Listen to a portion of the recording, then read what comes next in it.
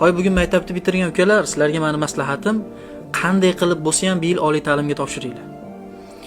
O'qib nima bo'larding, o'qiganlarni ko'ryapmiz degan odamlarda aksariyat hayotda hech narsaga erishmagan odamlar. Yoki juda bo'lsa mahallasida, juda bo'lsa shaharda tanilgan odamlar, bir ishni do'ndirib qo'ymagan, yoki maktab qurmagan, yoki bog'cha qurmagan odamlar. Qanday qilib bo'lsa ham oliy ta'limga topshiringlar.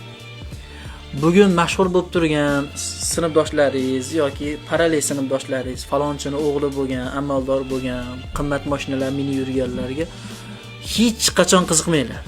Hali cho'jani kuzda sanaymiz deydi-yu, 5 yil, 10 yildan keyin kim qandayligini ko'rsa bo'ladi. Men o'zim hayotiy misolimda aytayman. Hozir bugun ko'zingizda zo'r bo'lib turgan odamlar 5 yil, 10 yildan keyin hech narsa bo'lmaganidan keyin tushunib qolasiz. Qanday qilib bo'lsa ham sirtqiga topshirasizmi, xususiyga topshirasizmi, davlat oliygohiga topshirasizmi, nima qilib bo'lsa ham o'qing.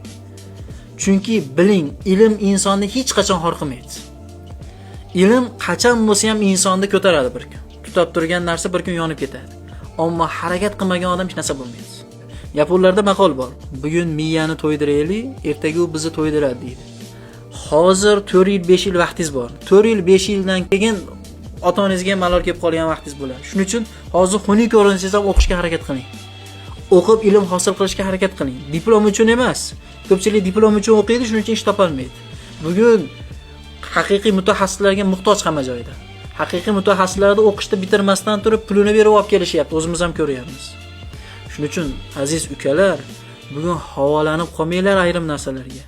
Otangiz puliga, akangiz yurib turgan ishiga yoki falon joyda ishlayotgan amaldor. Bugun temirni qizig'ida bosib qoling. Ilm bir kun insonni darz qiladi, hech qachon xor qilmaydi.